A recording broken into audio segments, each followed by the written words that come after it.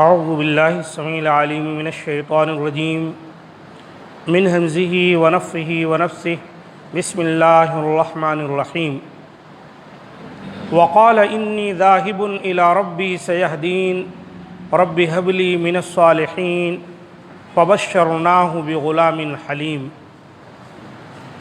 اور ابراہیم نے کہا میں تو ہجرت کر کے اپنے پروردگار کی طرف جانے والا ہوں، وہ ضرور میری رہنمائی کرے گا۔ اے میرے رب مجھے نیک بخت اولاد عطا فرما، تو ہم نے اسے ایک بردبار بچے کی بشارت دی۔ سورۃ الصافات کی آیتیں ہیں یہ جو آپ کے سامنے تلاوت کی گئیں، یہ اور ان کے آگے کی جو آیتیں ہیں ان میں اللہ تعالیٰ نے حضرت ابراہیم علیہ السلام اور ان کے بیٹے حضرت اسماعیل علیہ السلام کا ذکر کیا ہے۔ وہ جو قربانی کا واقعہ ہے اس کا تذکرہ کیا گیا ہے۔ حضرت ابراہیم علیہ السلام نے کہا انی ذاہب الی ربی سیہدین، کہ میں تو ہجرت کر کے اپنے پروردگار کی طرف جانے والا ہوں، وہ ضرور میری رہنمائی کرے گا۔ حضرت ابراہیم علیہ السلام کا یہ واقعہ بابل عراق میں پیش آیا۔ بالآخر یہاں سے ہجرت کی اور شام چلے گئے اور وہاں جا کر اولاد کے لیے دعا کی۔ عراق بابل میں حضرت ابراہیم علیہ السلام جو تھے تو وہیں پر انہوں نے بت کے پجاریوں سے باقاعدہ گفتگو کی، اور ان کے جو بت پرستی تھی اس کا مکمل انہوں نے بائیکاٹ کیا اور اس کے خلاف انہوں نے لڑائی لڑی، اور پھر وہ لوگ انہیں آگ میں ڈالنے کی کوشش کیے، ڈال دیے، لیکن اللہ تعالیٰ نے حضرت ابراہیم علیہ السلام کو بچا لیا۔ تب انہوں نے یہ دعا کی تھی اور ہجرت کر کے ملک شام کی طرف چلے گئے، اور اپنی دعا میں کہتے ہیں رب ہب لی من الصالحین، اے میرے رب مجھے نیک بخت اولاد عطا فرما۔ یہاں سے بات معلوم ہوئی کبھی بھی دعا کرتے وقت یہ نہیں کہنا چاہیے کہ اللہ تو اولاد دے، بلکہ ہمیشہ نیک اولاد کی دعا کرنی چاہیے۔ یہاں حضرت ابراہیم علیہ السلام کی یہ دعا ہے، اور حضرت زکریہ کی بھی دعا کچھ اس طرح سے ہے، ہنالک دعا زکریہ ربہ قال رب ہب لی من لدنک ذریۃ طیبہ۔ حضرت زکریہ علیہ السلام نے دعا کی تھی کہ اللہ تو مجھے اچھی ذریت نیک اولاد عطا فرما۔ فبشرناہ بغلام حلیم، تو ہم نے اسے ایک بردبار بچے کی بشارت دی۔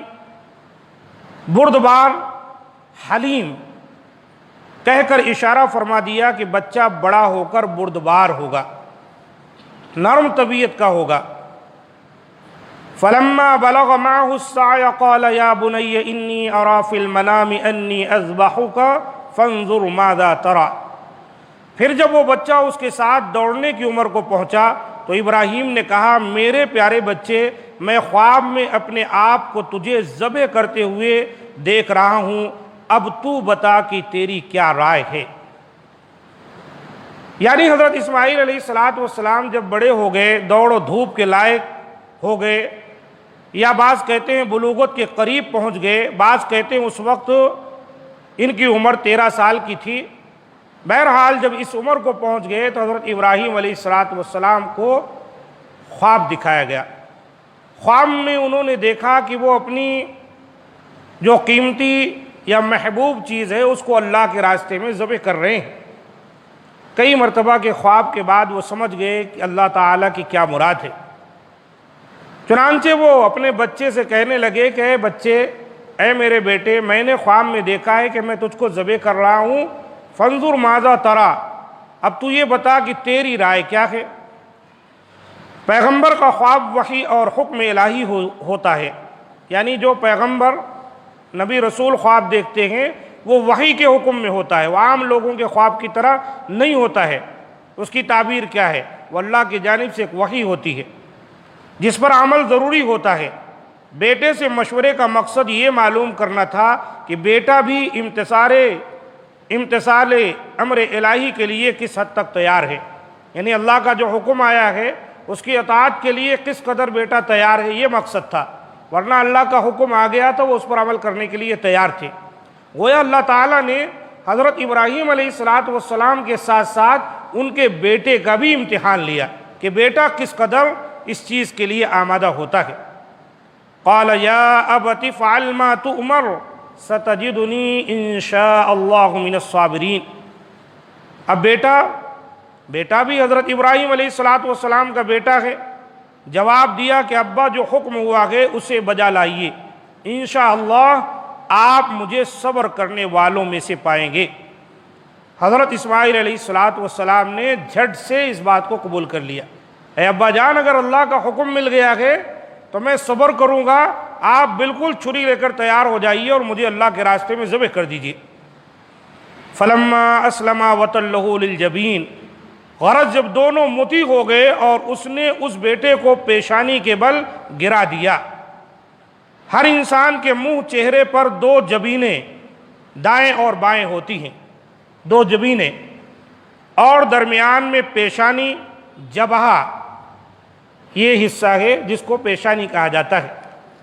تو یہاں پر آیا کہ حضرت ابراہیم علیہ السلام نے وَتَلَّهُ لِلْجَبِينِ، اپنے بیٹے کو پیشانی کے بل گرا دیا۔ للجبین کا زیادہ صحیح ترجمہ کروٹ پر ہے، یعنی اس طرح کروٹ پر لٹا دیا جس طرح جانور کو ذبح کرتے وقت قبلہ رخ کروٹ پر لٹایا جاتا ہے۔ پیشانی یا منہ کے بل لٹانے کا ترجمہ اس لیے کیا جاتا ہے کہ مشہور ہے حضرت اسماعیل علیہ السلام نے وصیت کی کہ انہیں اس طرح لٹایا جائے کہ چہرہ سامنے نہ رہے، جس سے پیار و شفقت کا جذبہ امر الہی پر غالب آنے کا امکان نہ رہے۔ اللہ اکبر۔ اللہ کے راستے میں قربان ہونے کے لیے اس طرح تیار ہیں تاکہ باپ بیٹے کی نگاہیں نہ ملیں کہ باپ کہیں محبت میں اپنے بچے کو دیکھ کر امتحان میں پیچھے ہو جائے، یا بیٹا کہیں مارے شفقت کے تڑپ جائے۔ اللہ اکبر۔ دونوں باپ بیٹے جب تیار ہو گئے تو حضرت ابراہیم علیہ السلام نے لٹا دیا اور بالکل اللہ کے حکم سے چھری پھیرنے لگ گئے۔ وَنَادَيْنَاهُ أَن يَا إِبْرَاهِيمُ، تو ہم نے آواز دی کہ ابراہیم قد صدقت الرؤیا انا كذلك نجزي المحسنین، یقیناً تو نے اپنا خواب سچا کر دکھایا، بے شک ہم نیکی کرنے والوں کو اسی طرح جزا دیتے ہیں۔